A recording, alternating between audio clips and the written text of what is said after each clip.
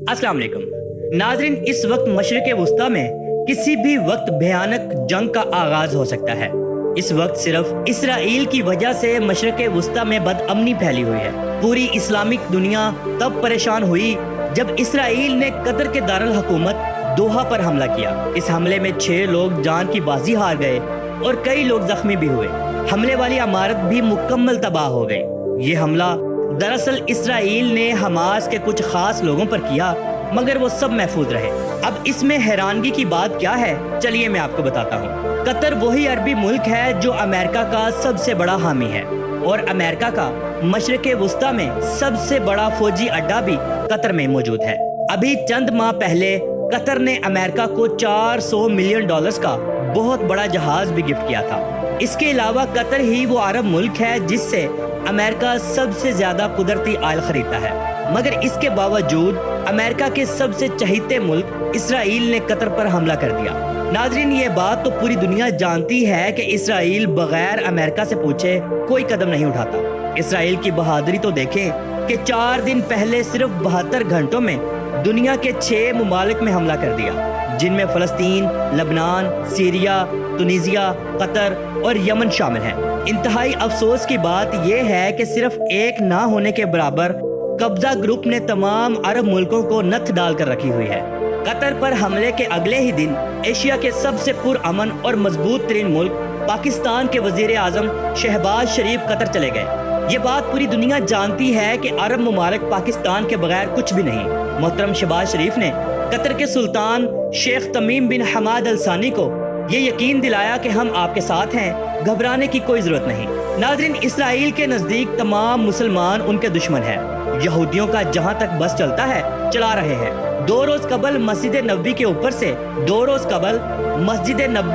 से मजाइल गुजरते हुए तो सबने देखा होगा, जिसे हवा में ही तबाह कर दिया गया और शहर मदीना में धमाकों की आवाजें आती रही।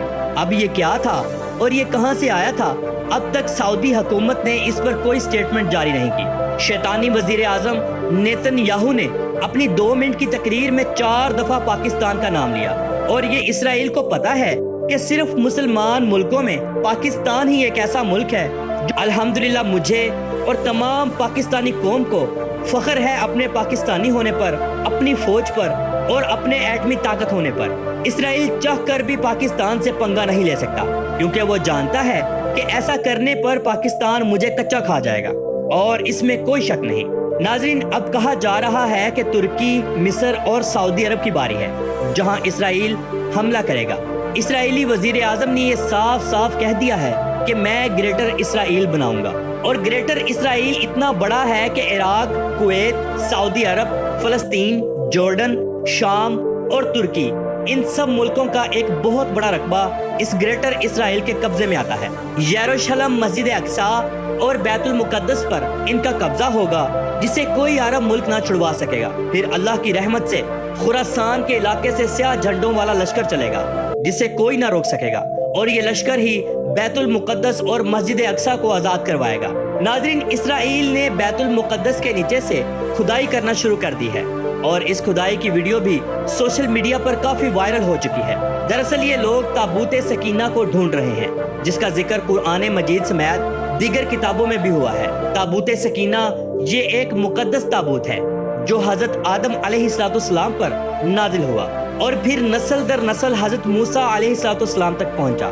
इस ताबूत के अंदर कई अंबिया कराम अलैहिम रिदवान की मुकद्दस चीजें मौजूद हैं। इसके अंदर हजरत मूसा अलैहिस्सलाम का वो आसा भी मौजूद है जिसे उन्होंने जमीन पर मारा और पत्थर से चश्मे निकल पड़े, और इसी आसे को जब दरिया में मारा तो दरिया का पानी हट गया और रास्ता मिल गया।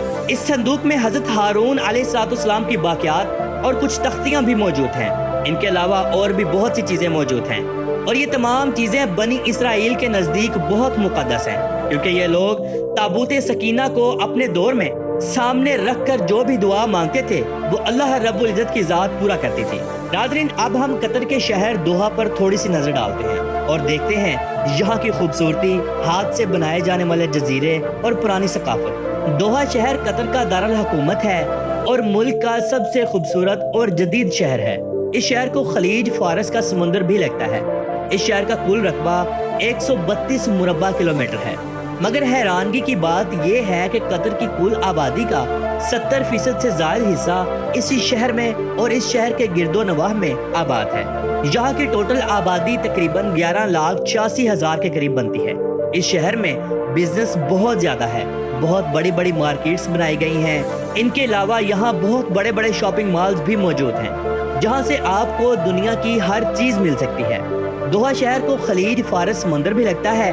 سمندر کے ساتھ ساتھ لوگوں کے چلنے پھرنے کے لیے اور گھومنے کے لیے خوبصورت کارنش بنائی گئی ہے۔ شام کے وقت یہاں لوگوں کا رش ہوتا ہے۔ دوحہ شہر کو اگر آسمان سے دیکھا جائے تو بلند و بالا عمارتیں، خوبصورت روڈز اور سمندر کا نظارہ خوبصورتی کو چار چاند لگا دیتا ہے۔ پورے شہر میں اتنی صفائی ہے کہ انسان دنگ رہ جائے۔ اب ہم دیکھتے ہیں جزیرہ اللولو۔ یہ ایک خود سے بنایا جانے والا جزیرہ ہے جو انتہائی خوبصورت ہے۔ اس کا انفراسٹرکچر کسی شاہکار سے کم نہیں۔ یہ صرف 4 کلومیٹر پر موجود ہے اور سمندر کے اوپر بنایا گیا ہے۔ یہاں دنیا کے مہنگے ترین ہوٹلز اور ریزورٹس موجود ہیں، جن کا 24 گھنٹوں کا کرایہ پاکستانی لاکھوں روپیہ بنتا ہے۔ یہاں زیادہ تر انگلش لوگ رہتے ہیں۔ ہر عمارت کو اس طرز کا ڈیزائن کیا گیا ہے کہ سمندر صاف نظر آئے۔ اس جزیرے پر ہر خاص و عام انسان جا کر گھوم پھر سکتا ہے۔ یہاں آپ کو سمندر میں چلانے کے لیے فیریز بھی مل جائیں گی۔ اس جزیرے پر فی الحال 27,000 لوگ رہتے ہیں۔ نیشنل میوزیم آف قطر بھی اسی شہر میں موجود ہے، جسے 28 مارچ 2019 کو عوام الناس کے لیے کھولا گیا تھا۔ یہ خوبصورت اور منفرد عمارت کو ایک صحرائی گلاب کے پھول کی طرز کا بنایا گیا ہے، جو قطر کے صحرا میں اگتا ہے۔ یہ میوزیم اتنا بڑا ہے کہ انسان گھوم گھوم کر تھک جاتا ہے۔ اس میوزیم کے اندر پرانی قطری عربی ثقافت کو دکھایا گیا ہے، عربی لباسوں کو، یہاں کے پرانے کلچر کو اور پرانی تاریخ کو۔ میوزیم کے اندر بڑی بڑی سکرین لگائی گئی ہیں جو آنے والوں کو اپنی طرف متوجہ کرتی ہیں۔